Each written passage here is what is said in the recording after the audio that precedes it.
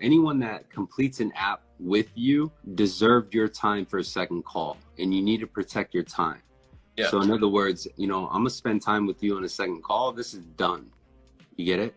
So you have to look at it that way. And that's important because a lot of LOs will go into the second call unprepared or pitch, right? And try to rush it and say certain words that trigger negative responses like options or cash out, right? Or refinance. Those are negative triggers. So you have to customize it in a way where it's a plan. I know you're a workhorse, bro, and the fact that you're taking some time off right now is real cool to share your experience. You know what I mean? Yeah. At the end of the day, really what it comes down to is protecting your time. So keep that in mind, right? Because there's a lot of people where you feel that you have to complete the process and pitch them, but you actually have the right now to tell them, hey, you know what, you're good. Or, hey, before I go any further, let's do this. Let me have your income documents reviewed by underwriters first, right? So you could stop that conversation, but that's your goal, is to figure out, where can I take you? Can I take you to the other side, right? It's not a matter of completing a 1003 and pitching and giving options. It's a matter of making sure that you're protecting that person you're talking to.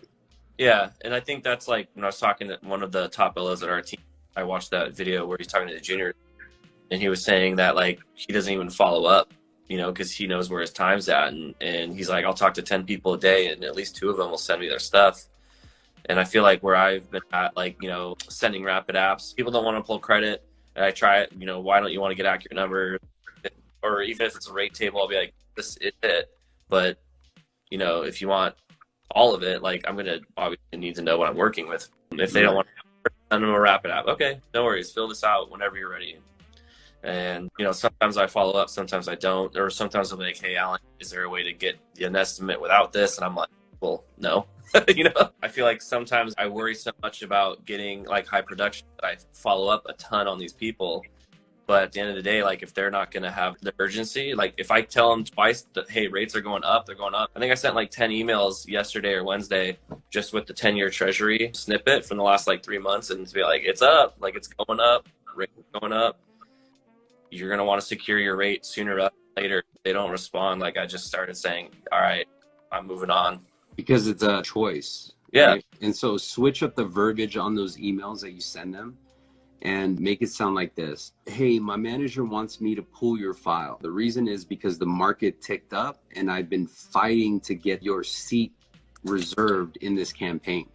But because the market has moved so much, we are no longer able to deliver the benefit of the campaign to you. And then in capitals, but because I time-stamped our initial conversation, I might be able to fit you in. Should I email the information or set up a time to talk to you about it? That's gold, bro. Because you cornered them. So they'd be like, email me the info or call me, right? Most of them would be like, well, email me.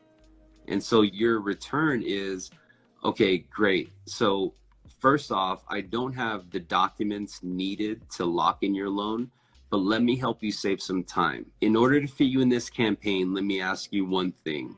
The reason why you did not move forward, was it because of the cost or the rate? And then they're going to tell you. But the key is, though, that is you're open to dialogue. You get it? Right. You're digging deeper into their why. Right. And so even if they reply back and be like, it was because the rate or the cost, no worries. This campaign is probably going to help you get what you want. But let me ask you, do you have a loan estimate in hand from any company you've talked to? So now you're quickly filtering these people. So if they have an LE, boom, show me, right? Like, can we beat this? Sometimes we can, sometimes we can't, but at least you're checking them off the list, right?